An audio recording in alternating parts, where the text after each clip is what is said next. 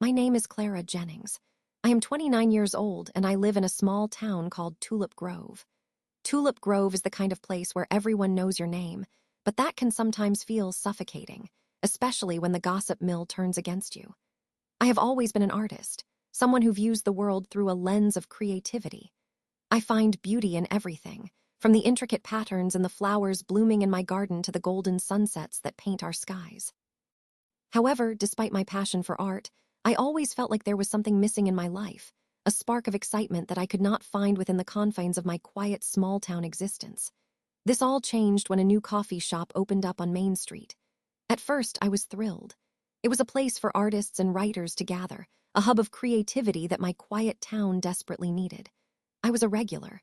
I would go there every morning for my Americano, sketchbook in hand. My coffee order became known to the barista, a charming woman named Jamie who had a contagious laugh. But things took a sour turn when Jamie introduced me to her friend, Brian.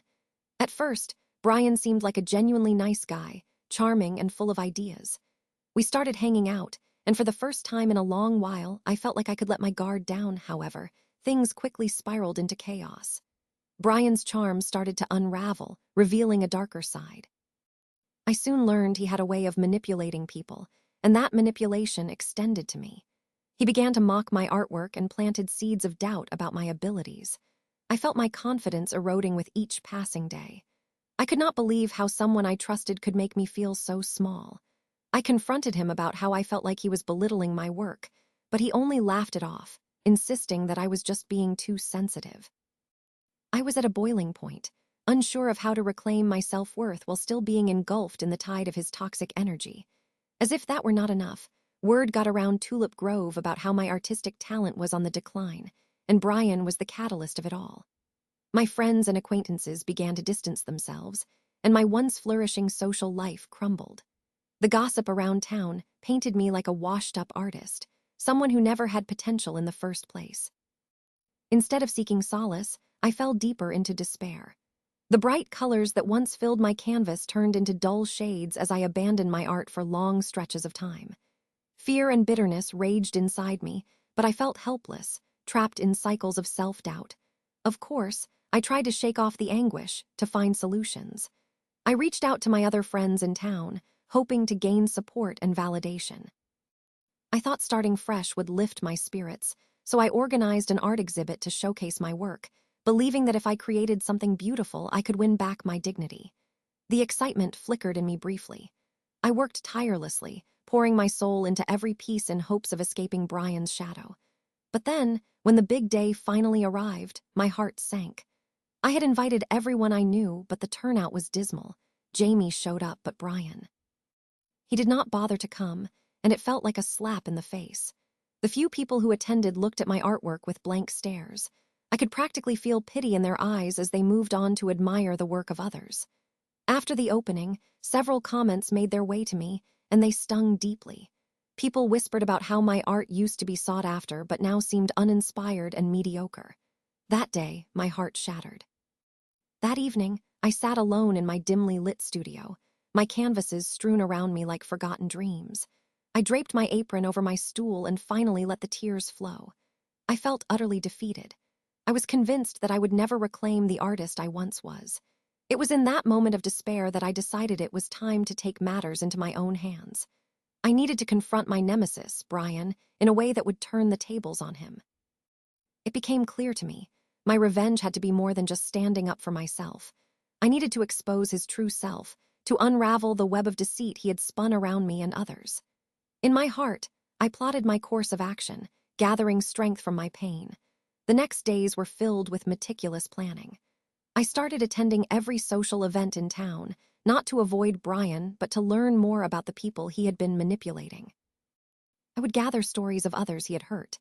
Several shared their negative encounters with him, one including a betrayal that cost a friend their cozy little antique shop. In between my work at the coffee shop, I began reshaping my story. Each story I gathered built a picture of who he truly was, a petty liar hiding behind a facade of charm. I convinced others to share their experiences on social media, carefully crafting a narrative that exposed Brian's toxic personality, all while remaining innocuous. I listed the number of friendships he damaged, the amount of trust he betrayed, each story woven into my own journey of reclaiming my voice. When I finally felt ready, I struck. I had been holding on to my artwork, and now it was time to pour my creativity into a single explosive piece. The canvas was enormous, bright red, with bold black letterings that read, "Beware of the wolf in sheep's clothing." Words of deception were layered throughout the piece, and it became more than just my art. It was my confession, a warning to others. As word spread, it piqued everyone's interest, and the finale arrived at the annual Tulip Grove Art Festival. The festival was a place filled with laughter and joy, but I was determined to stir some drama. I unveiled my piece like a magician revealing a trick, and silence enveloped the crowd momentarily before the murmurs began. I stood proudly beside my work, watching as people poured their thoughts into meaningful conversations. My painting had sparked outrage and confrontations as rumors around Brian's manipulation emerged one by one. The climax came when Brian himself appeared at the festival. He casually strolled up to my artwork, scoffing at it with his usual bravado. But when he recognized the names attached to the comments around town, I saw the color drain from his face. The crowd turned, fueled by the stories I had shared tirelessly among friends. They began to confront him, asking questions he could not answer with his usual smooth-tongued responses. For the first time, he was vulnerable, and I could almost see his carefully crafted facade crack. In that moment, I felt electric. I had taken everything that had once devastated me and turned it into something powerful. Brian exploded in a fit of rage, yet even his fury could not outweigh the strength I garnered from the community around me. My friends stood alongside me, no longer pushed away by his narrative. While he attempted to insult me and everyone who dared to support me, it was clear his manipulation was crumbling. I collected my satisfaction as he stormed off, defeated. The festival ended on a high note. I had reclaimed my artistry and found my voice again, no longer defined by Brian's words. My painting had become a community piece, a symbol of resilience, as fellow townsfolk expressed their gratitude for my bravery. I felt connected to them in ways I had never before realized. The aftermath was surreal. People flocked to me, admiring my work again, discussing potential collaborations, and sharing their stories. I transformed from a perceived failure back to an admired artist, and Brian. His name faded into whispers, words shared among us like cautionary tales. In the months that followed, my life took a positive turn. I opened my own art gallery called the Resilience Gallery in Tulip Grove, where I showcased not only my work, but also the art of others who had suffered from manipulation, providing them the space to express themselves. Through every canvas, every shared story, I discovered my purpose, helping others find their light when someone tried to dim it. I had survived not just by fighting back against one individual, but by embracing the community that had supported me all along.